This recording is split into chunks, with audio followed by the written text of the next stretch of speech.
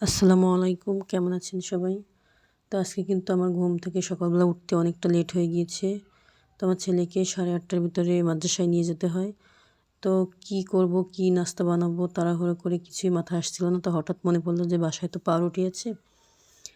তো পাউরুটি দিয়ে ওকে স্যান্ডউইচ বানিয়ে দিই।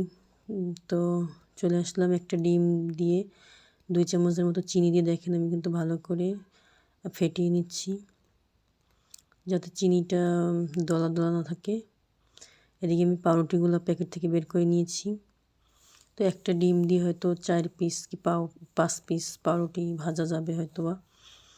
তো দেখা যাক, আমি কিন্তু এদিকে প্যান বসিয়ে দিয়েছি, এখানে ঘি দিয়ে দিয়েছি। দেখতেই পাচ্ছেন ঘিটা গরম হচ্ছে। গরম হওয়ার পরে কিন্তু আমি এই যে পাউরুটিগুলো, এই যে ডিমের যে মিশ্রণটা, এর ভিতরে কিন্তু আমি 2 পাশই ভালো করে চুবিয়ে নিয়ে 4 পিস, দেখতেই পাচ্ছেন 4 পিস পাউরুটি আমি এই যে প্যানের ভিতর দিয়ে দিয়েছি। তো এগুলোকে আমি ভালো করে ভেজে নেব। তো দেখেন এক সাইড কিন্তু আমি উল্টে দিয়েছি, একটু চেপে চেপে ভালো করে ভেজে নিচ্ছিলাম।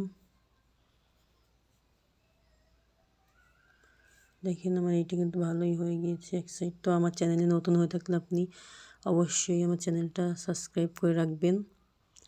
আর এখনও লাইক না দিয়ে থাকলে আপনার মূল্যবান লাইকটি অবশ্যই দিয়ে রাখবেন। তো দেখেন আমার কিন্তু স্যান্ডউইচ বানানো হয়ে গিয়েছে। তো আপনারাও চাইলে কিন্তু সকালবেলা যাদের বাচ্চা খুব ভোরবেলায় আর কি স্কুলে বা মাদ্রাসায় নিয়ে যেতে হয়, তারা কিন্তু এটা বাচ্চাদের দিতে পারেন। তো দেখেন আমার কিন্তু হয়ে গিয়েছে, আমি ছুরি দিয়ে একটু কেটে নিয়েছিলাম। তো মাশাআল্লাহ খুব ভালোই হয়েছে দেখতে। দেখেন তো আমার ছেলে কিন্তু নিয়ে খাওয়া শুরু করে দিয়েছে অলরেডি, কারণ সময় ছিল না একবারই হাতে। তো সে দেখেন সে কিন্তু খাটের পরে নিয়ে এসে শুয়ে শুয়ে খাচ্ছে।